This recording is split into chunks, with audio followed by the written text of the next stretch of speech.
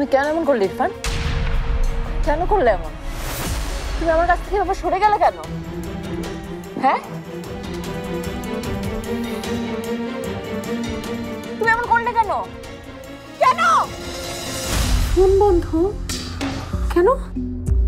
তাই তো বুঝতে পারছি না, প্রথমে কেটে দিল, তারপর আবার বন্ধ। ইরফান, তোমার সাথে আমার কিছু কথা ছিল। এই মেয়ে, এই তুমি তুমি ওর নাম ধরে ডাকলে কেন? রিয়া কেন এই বাড়িতে, সে কেন নিজেকে আমার বউ ভাবছে, সে আমার বেডরুমে কি করছে, কালকে সারা রাত আমরা কি করেছি, এইসব জিজ্ঞেস করবে, তাই তো? না ইরফান, আসলে তুমি চাইলেও সেগুলো আর জিজ্ঞেস করতে পারবে না।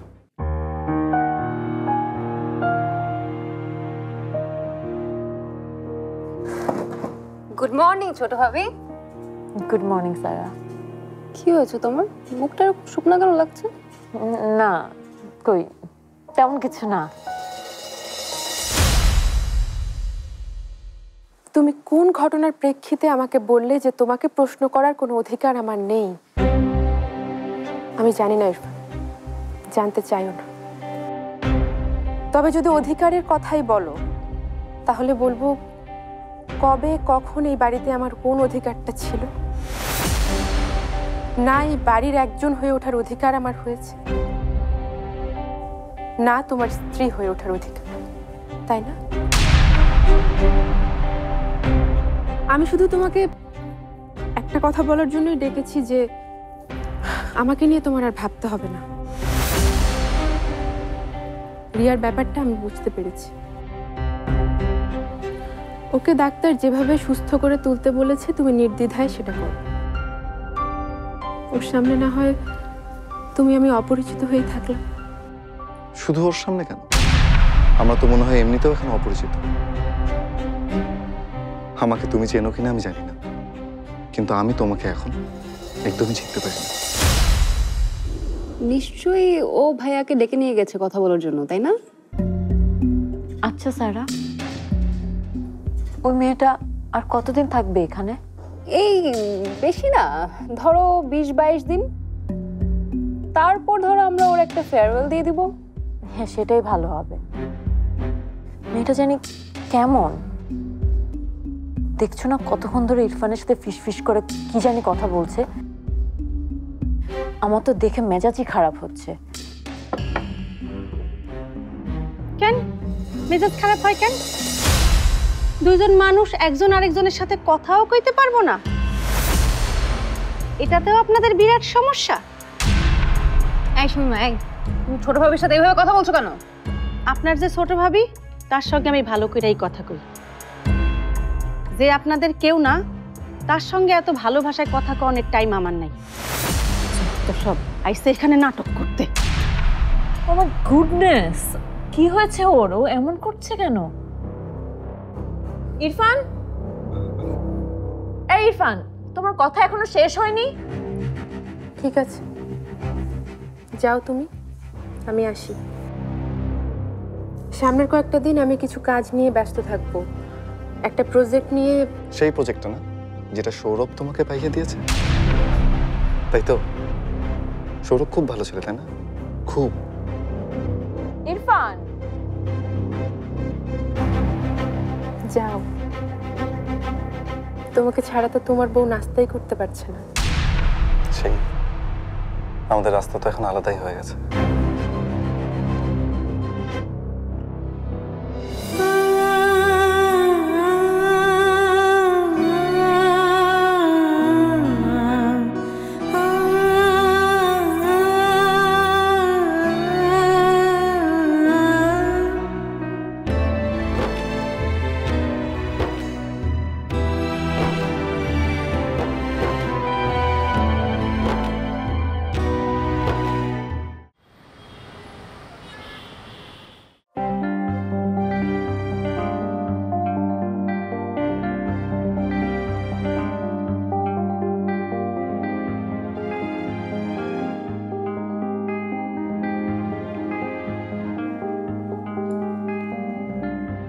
পারমিতা, দেখো তো এটা কেমন? ভালোই। আইডিয়াটা নিঝুমের। আচ্ছা পারমিতা, তুমি চাইলে কোনো ইনপুট দিতে পারো এখানে। পরে দেখছি।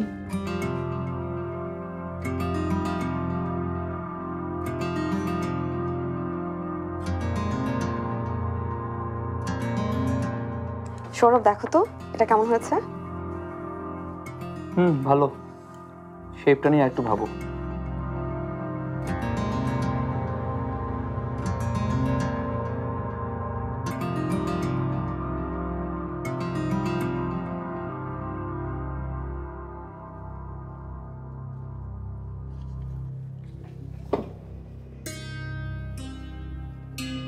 ব্যস্ত? দেখছই তো। কাল রাতের ব্যাপারটা সিরিয়াসলি নিও না, আমি আসলে মজা করছিলাম। আমি ওসব কিছু নিয়ে ভাবছি না। তাই বলো? বুক থেকে পাথর নামলো আমার। আমি তো ভাবলাম যে আমার উপরে রাগ করে তুমি কারোর সাথে ঠিকমতো কথা বলছো না। না, আমি কারোর ওপর কোনো রাগ করে নেই। কি হয়েছে? কি নিয়ে ভাবছো বলা যাবে? চাইলে আমার সাথে শেয়ার করতে পারো। ওই যে ছোটবেলায় শিখেছিলে না, শেয়ারিং ইজ কেয়ারিং।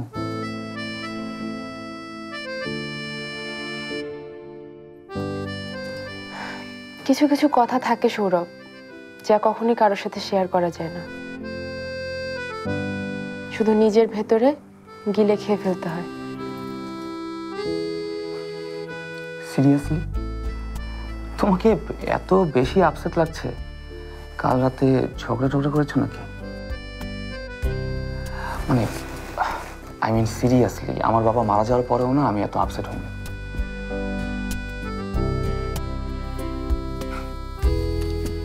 সবারই ভেতরে অনেক না বলা কথা থাকে, মনের ভিতরে অনেক চাপা দুঃখ থাকে। সে সব কিছুকে ভুলে থেকে হাসতে হাসতে বাঁচার নামই হচ্ছে জীবন। এটা কিন্তু কারো কথা না, আমার নিজের কথা। এক্ষুনি জন্মালো, তুমি তো দেখছি আমাকে কবি বানিয়ে ছাড়বে। না, বুঝেছি, খুব বড় ডাকা খেয়েছো তুমি। তা না হলে আমার এসব ছাগলামিতে সাধারণত তুমি হেসে ফেলো।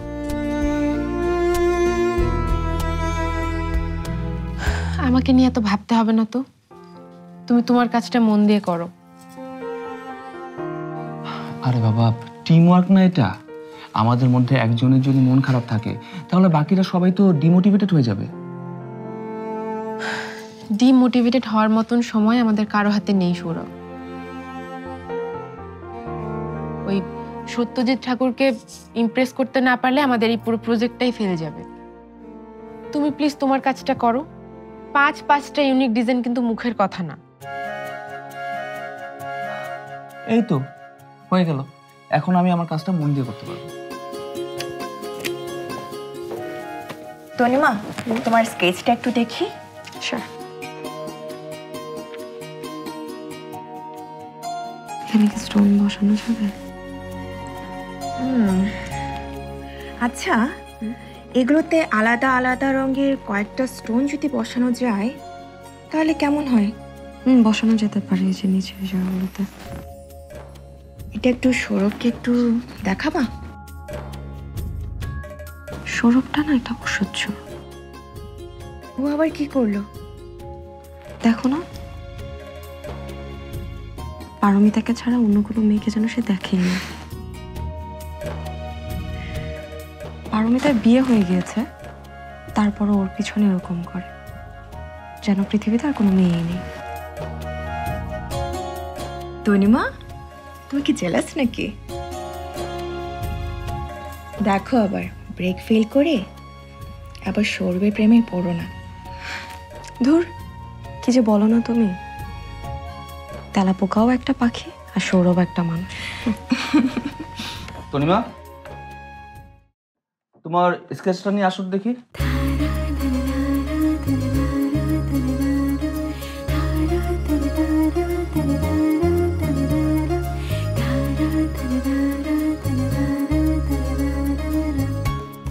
আগুনটা তো দেখছি ভালোই লেগেছে তনিমার বুকে।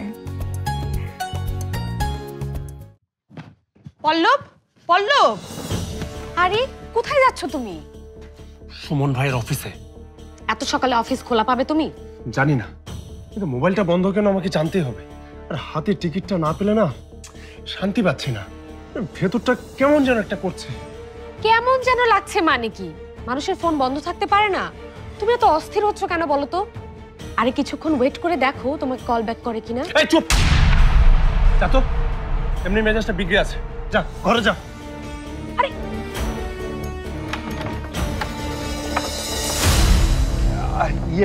আফজাল সাহেব কি বাড়িতে আছেন? জানি না। আরে এই ছিল দেখি মহাবেয়াদব। কে এটা? আর এইভাবে কথা বললো কেন ভাইজান? আসলে আফজাল সাহেব ছাড়া এই বাড়ির তো কাউকে তেমন চিনি না রে। কাকে চাই? আপনি কে? আর এই মাত্র যে বেয়াদব ছেলেটা গেল, সে আপনার কি হয়? আশ্চর্য তো, আমাদের বাড়িতে এসে আমার বরকেই বেয়াদব বলছেন। এই মাইয়া কি কয় ভাইজান? ওগো বাড়ি মানে? আমি কথা বলছি। আচ্ছা শুনুন, এই বাড়িটা আমার ছোট ভাইকে দেখাতে নিয়ে এলাম। আফজাল সাহেব কি বাড়িতে আছেন? বাড়ি দেখাতে এসেছেন মানে? আপনারা কারা? কোথা থেকে এসেছেন? ভেতরে যা, আমি কথা বলছি।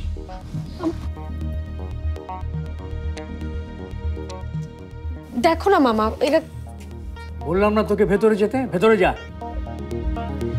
যা। আপনারা এই সময়ে মানে একটা ফোন দিয়েও তো আসতে পারতেন। না মানে আমার ছোট ভাই কাতার থাকে তো, বিদেশ থেকে এলো। ওর কাছে নানা টাইপের প্ল্যান আছে এটাকে ভেঙে বিল্ডিং তোলার। প্ল্যান তো আছে, কিন্তু যে চিপার ভিতরে বাড়ি, এমন চিপার ভিতরে বাড়ি তুমি কোন দুঃখে কিনতে গেলে ভাইজান? দেখেন, আপনাদের এভাবে না জানিয়ে একদম আসাটা উচিত হয়নি। বাড়িতে আমার পরিবার থাকে, তাদের তো অসুবিধা হবে।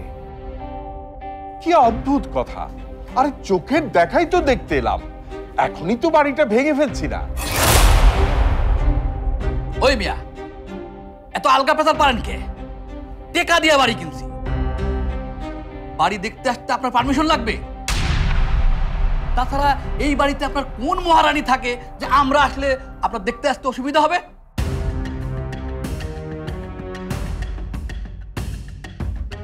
দেখেন, অনেক ধরনের অসুবিধাই হতে পারে, আমি তো সেটা ব্যাখ্যা করতে আপনাদের কাছে বাধ্য নই। আপনার প্লিজ এখন চলে যান, অন্য কোনো সময়ে আগে একটা ফোন করে তারপরে আসবেন। আরে আপনি কি বলছেন এটা?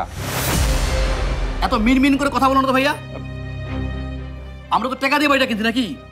দেখি কি কিনছো তুমি আমার সাইরা।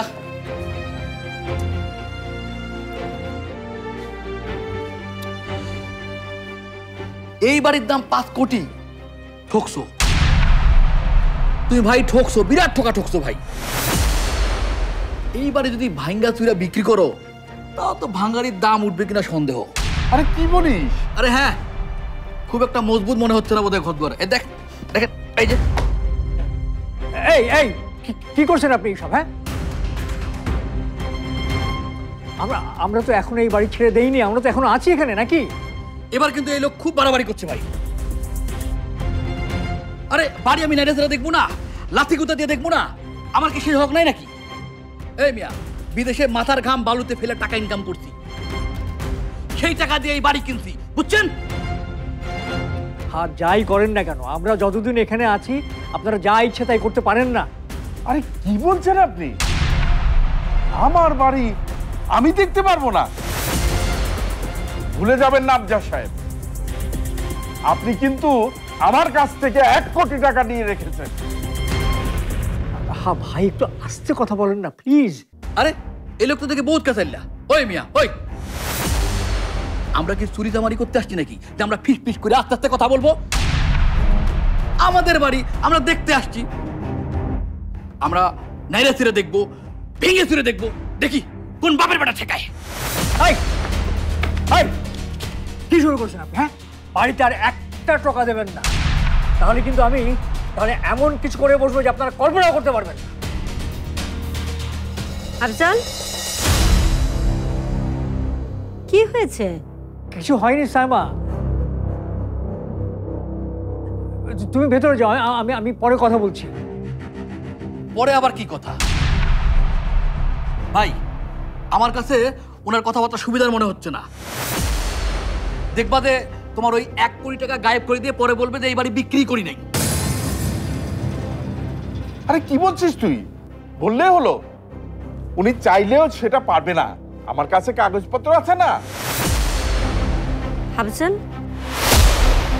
এই লোকগুলো কিসের কথা বলছে?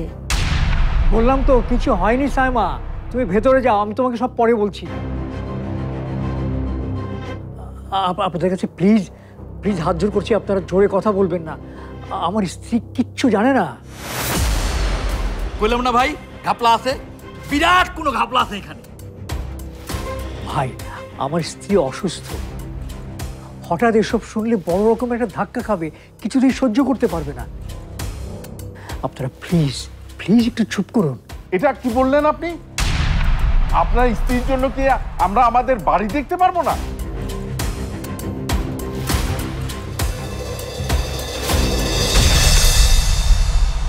এটা কার বাড়ি আপনার স্বামীরে জিজ্ঞেস করেন। শোনেন, নগদ 5 কোটি টাকা দাম হয়েছে এই বাড়ি। 1 কোটি টাকা দেখা হয়েছে আপনার স্বামীরে। আপনার স্বামী যদি আপনাকে না বলে তাহলে আমাদের কি নাকি? হ্যাঁ, আমাদের কি?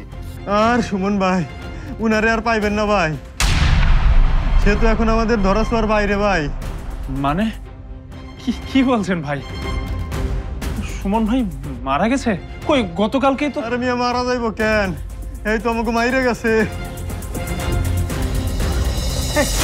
সাইমা, মামি, সাইমা, এই সাইমা,